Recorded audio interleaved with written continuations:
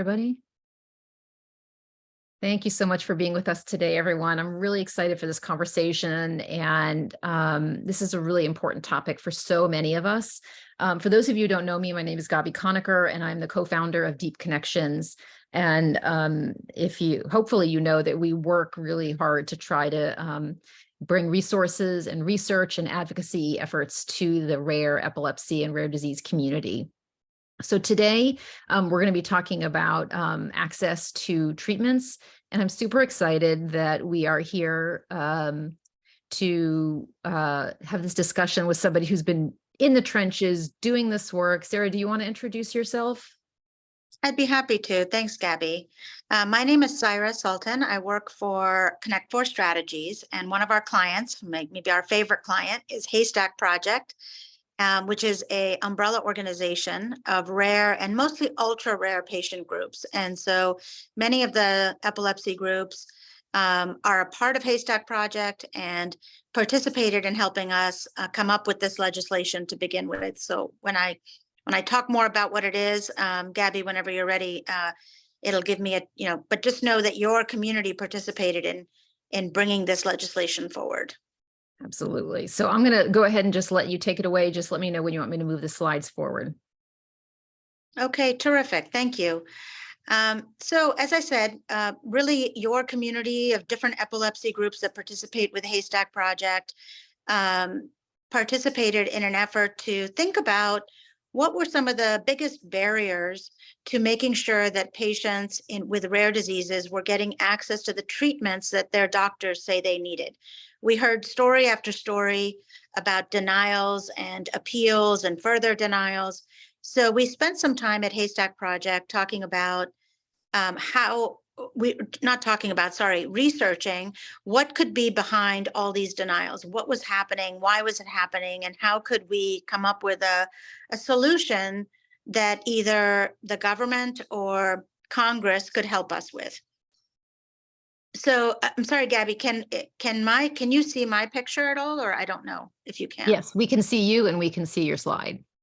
Okay, terrific.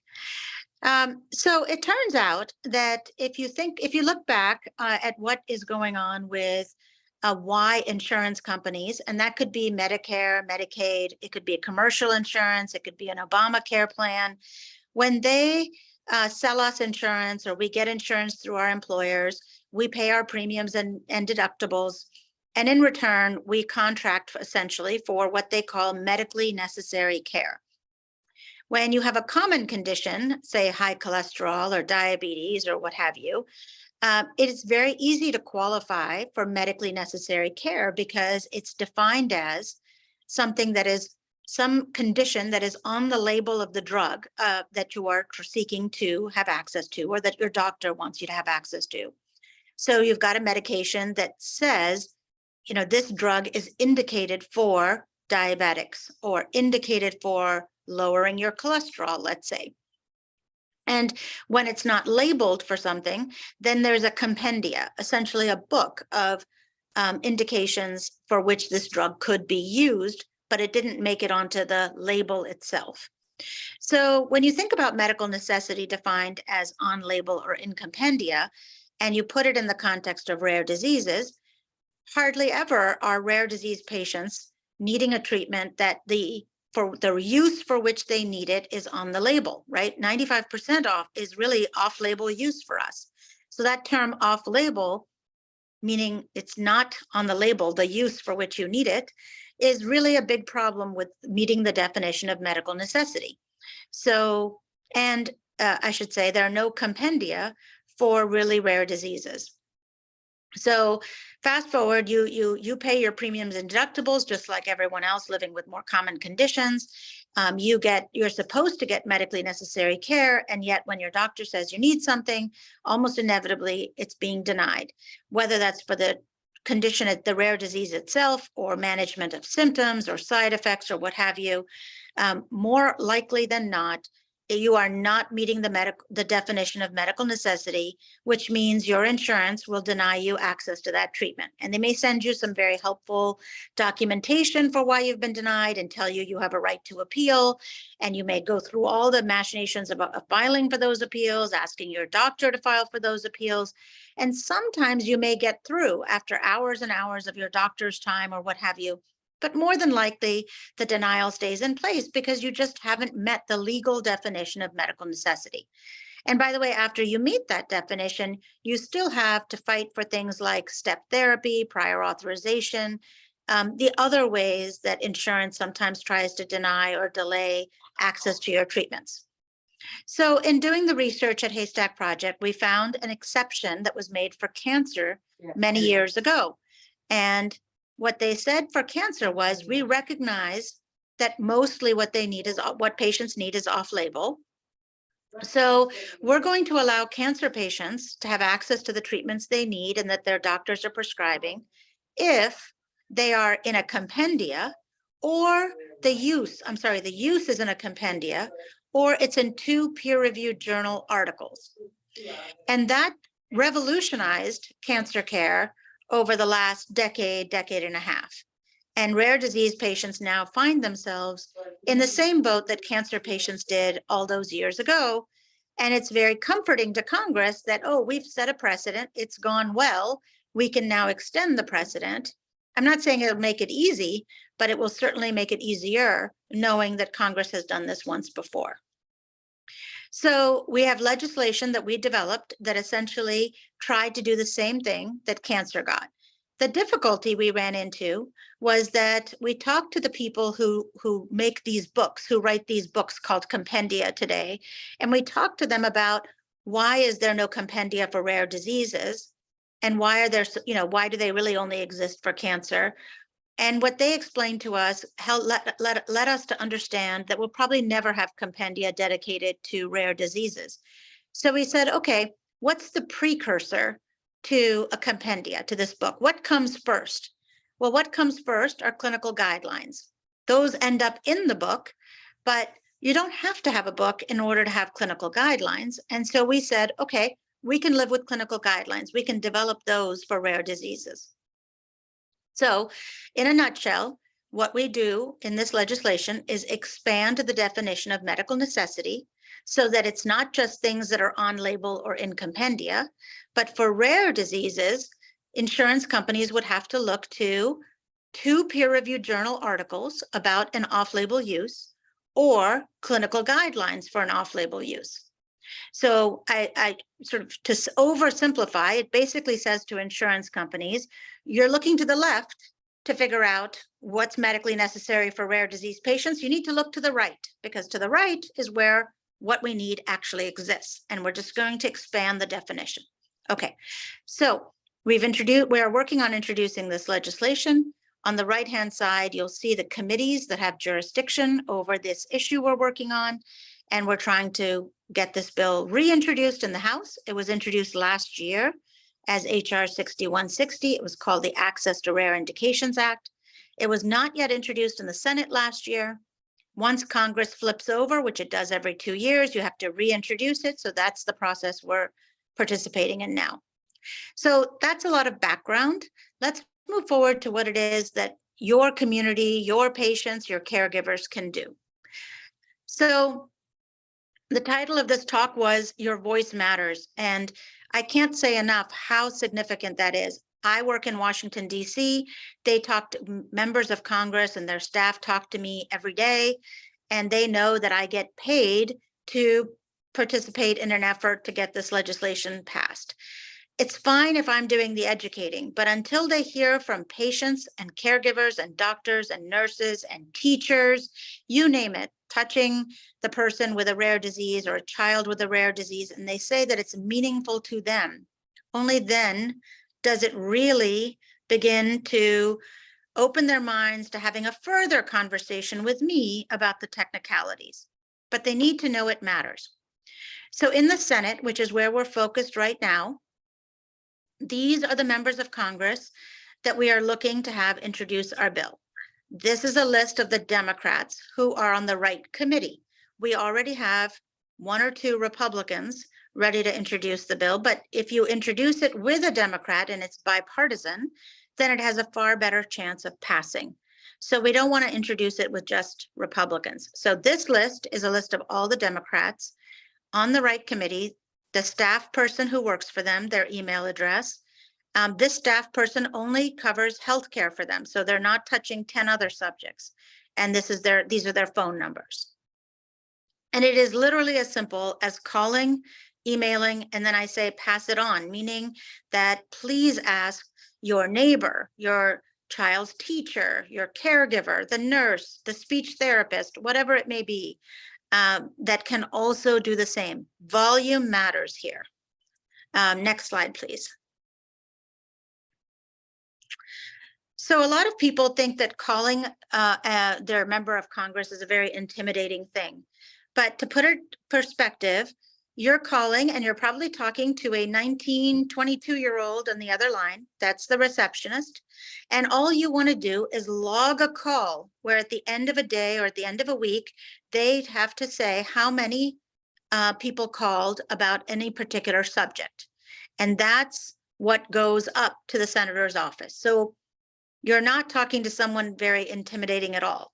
And what you're talking about is something you know about, right? So on the previous slide were the phone numbers you needed, and you just call and say to the receptionist, I'm a rare disease patient, or my child is, my student is, etc. I live in X town in the state you're from, and I want to know if my senators can look into this bill.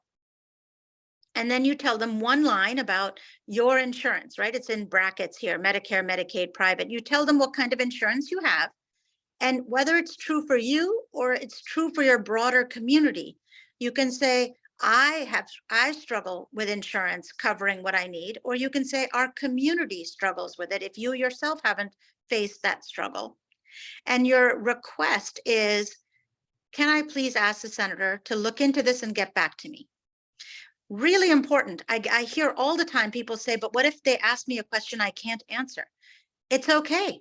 Tell them you'll get back to them with the answer. I don't know, but I'll find out. Not only is it not a big deal, but it's a reason to follow up, which is what we want. We want more reasons to engage. So before I go to the next slide, I understand there's some questions on the call. Yeah, we Gabby, do have a can you let me question. know what they are? Exactly. So we had a great question, which was, can you call these senators even if you don't live in their state? You can, but it is more impactful if you are from the state. So they think about it this way. The senator cares that you're calling because you live in that state, meaning you vote in that state, which means you have a chance to vote for that senator next time that senator is up for re-election. So calling from another state is not really as impactful for them. They're not trying to represent the country. They're representing the people who live in that state.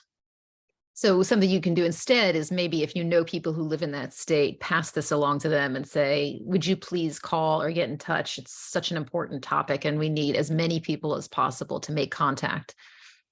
Absolutely. And in that case, you're just changing the script a little bit, right?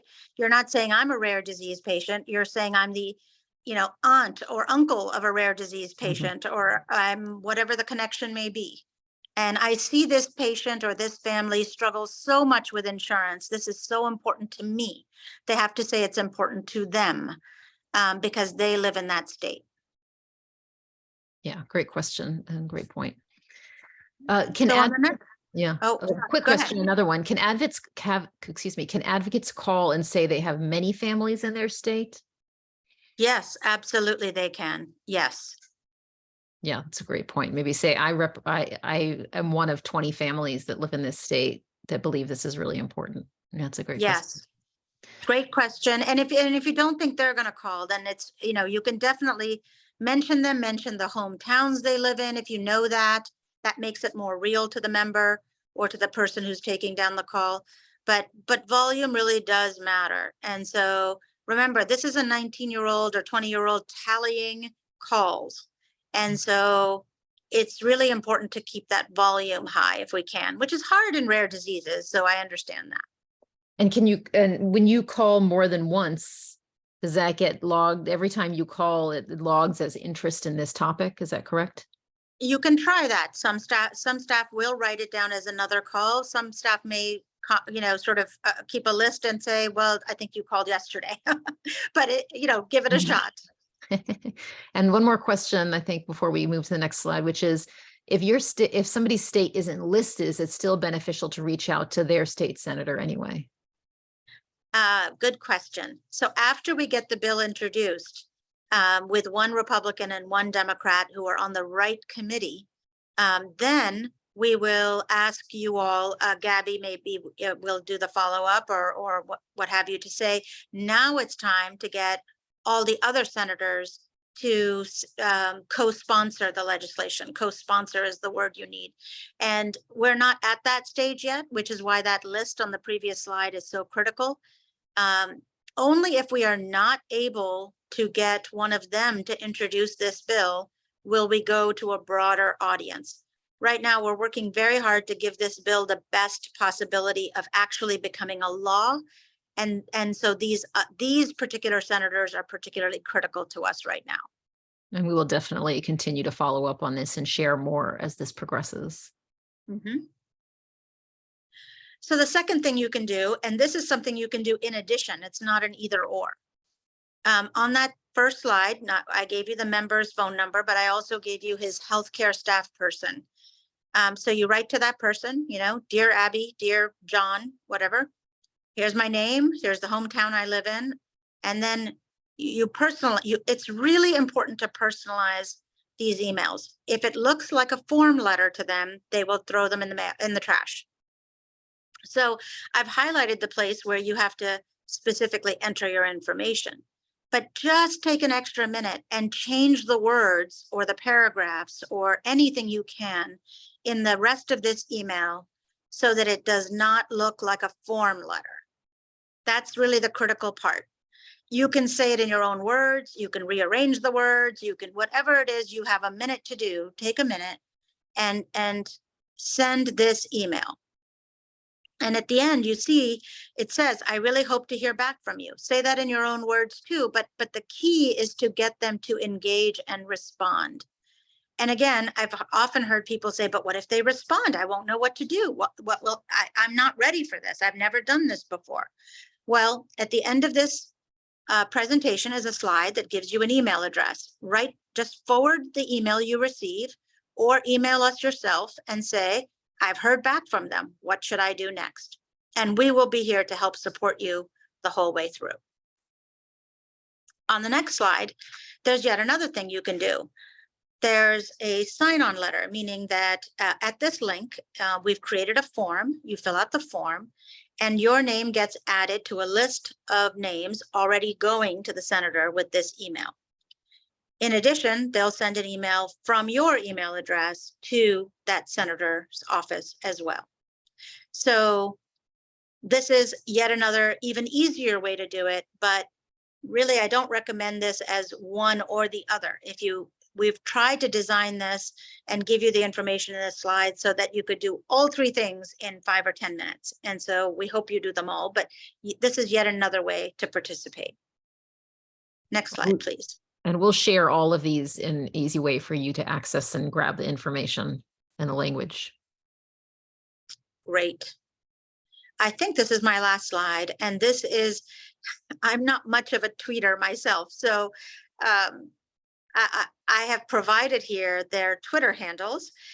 More and more senators are keep track of when they are mentioned in tweets.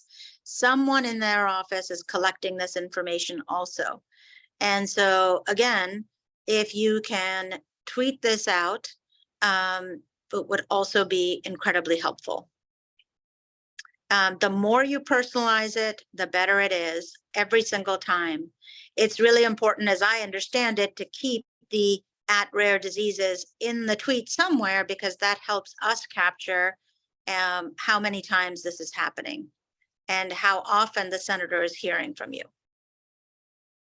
So with that, I'd love to take more questions. And really importantly, if you sit down to get started one night after your kids have gone to bed or what have you, and you're sitting down thinking, what is it again that I'm supposed to do? And you look at the slides and that you have a question, email us. We'll be happy to email back and get you started however we can. And that's the email address to use. Great. I'm going to stop sharing, but I'm going to put that email address in the chat so that people can easily grab that if they want to. In the meantime, are there any more questions or thoughts or concerns that come up, or even, personal experiences? I mean, I had lined up somebody, a caregiver, to talk today, but as many of you can probably relate, she ended up in the hospital with her child, so wasn't able to join, which is the reality for a lot of our families. But would be curious to hear if this is something that you've encountered. I can personally share that in, my rare community, SCN8A, which is a rare epilepsy, we have many families who are constantly fighting to try to get access to drugs that their doctors believe would likely help them, or that frankly are indicated for their disorder by the symptoms or other kinds of reasons. But because SCN8A, which is a very rare, newer disorder, it's not on the label, it becomes incredibly challenging to actually access that information, get it approved. And I think probably all of us on here can attest to the fact that we spend far too much time on the phone arguing with insurance and different providers to try to get these things into our hands. And I'm so grateful to you, Sarah, for working on this and working with Haystack to get this out there and moving forward.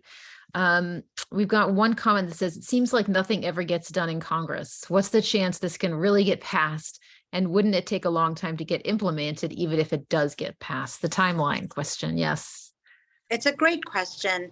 I know it's frustrating. We all read the newspaper or talk to friends, and we all talk, understand how frustrating everything in Washington is and how long everything takes. So it's a great question.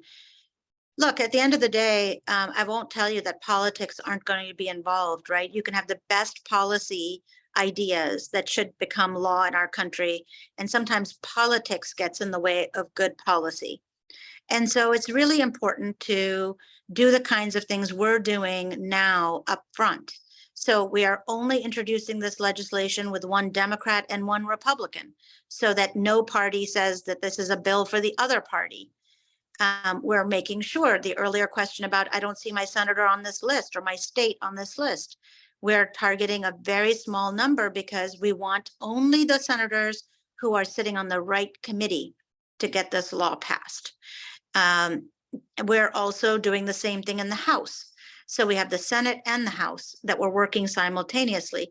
These are the kinds of things that make it more likely that this legislation will actually pass. So we can't do more than that. Now, I will say that it does take time, but we just passed the HEART Act last year at Haystack Project, which has to do with engaging patients in the process at the FDA for getting things approved. So we are fresh off a good success. We know how to do this, and we're employing professionals like myself, but also like others who have worked up in Congress. I worked in the Senate myself, and so we are trying to give it our best chance of success.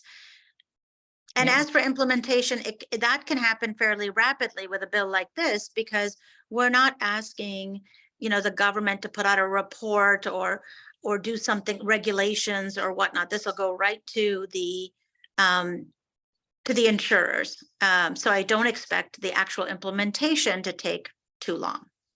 So, for example, if this gets introduced and gets passed, what does it look like? What does success look like if this goes through? How will things look different for our families? Well, today, no matter how many peer-reviewed articles there are out there that a certain drug might work for you, even though the FDA did not approve it for that use, it wouldn't matter. The insurance company would not have to cover it. It would not matter that you had clinical guidelines that a bunch of doctors who are familiar with a particular rare disease might write. Or today, they don't even bother to write clinical guidelines because a handful of experts for a fairly small disease, everybody knows what to do and what treatments to give. And what's the point of a clinical guideline, right? So fast forward, a law like this passes, and you, your doctor, very quickly can put together 2 peer-reviewed journal articles and send them to the insurance company. If you talk to oncologists today, right, in cancer, remember I said that this already is the law. When you talk to an oncologist, they will tell you that they can very quickly get insurance to pay as long as they send in the 2 articles. In Mhm. fact, we did a panel discussion last February, and I can share the link as Gabby, when you're sending it out.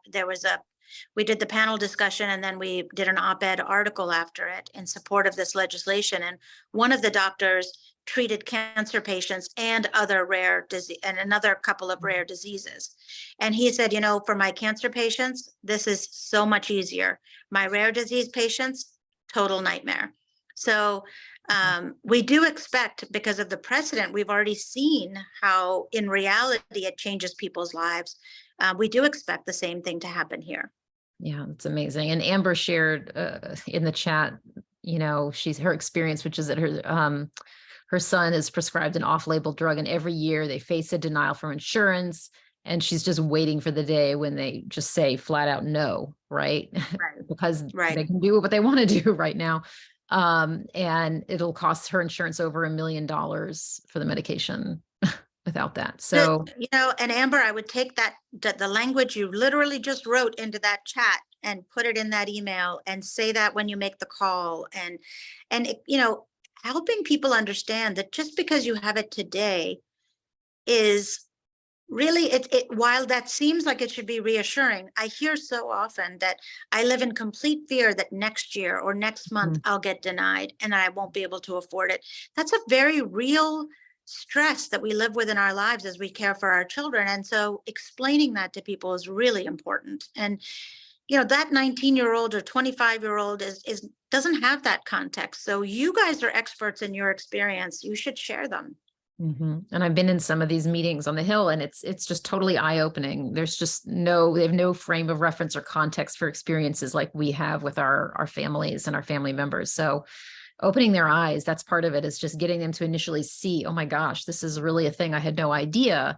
And then we continue to make progress as much as we can continue to share our stories. So I'm so grateful you, Sarah, for joining us today and making it so easy. I mean, it's really couldn't get any easier. You've explained it beautifully, and now we all know what we have to go and do, and we will push this out widely, and please share it, everyone, and get it out there. And hopefully we will then get some Democratic co-sponsors, and then we will share again when it's time for you to contact all of your representatives to say, please help pass this.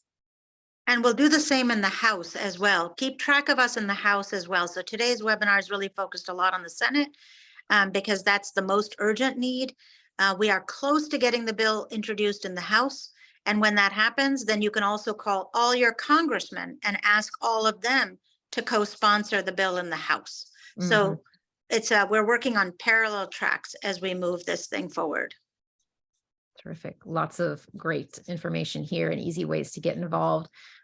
So I am putting it in the chat right now because I realized I didn't do that before, but access to rare indications at gmail.com is where you can reach Sarah and for questions and guidance about how to manage this. And if you hopefully get an answer back, then circle back and we'll get this moving forward. So we will put all of this information on our website, share it over social media. So thank you for coming and joining us today, everyone. And please help us share this widely. We have one last burning question that came in. If the law gets introduced into the Senate by one of the senators on the list, do you have a way to inform us that there is a bill and we can contact our senators? Absolutely. It's a great question, Alicia. Yeah. Yes, I will work with Gabby to make sure that we let you know when there's a bill and a bill number, and that will be the point at which all the other senators not on the list can be contacted as well. But in the meantime, don't just look at that list and say, oh, I don't live there. We must all know somebody who lives in one of these states, right? Who's willing to sort of make the plea on our behalfs. And that's really important to do. So please do that for now. And then, yes, a broader list with a bill and a bill number will hopefully come out soon. Beautiful. Well, thank you so much for your time today. And thank you to everyone who's joining us either live or watching the recording. Reach out if you have questions, either to myself or to Sarah at accesstorareIndications@gmail.com. And we will keep you posted as this hopefully continues to move forward. Thanks so much, Gabi. Take care, everyone. Bye. Bye-bye.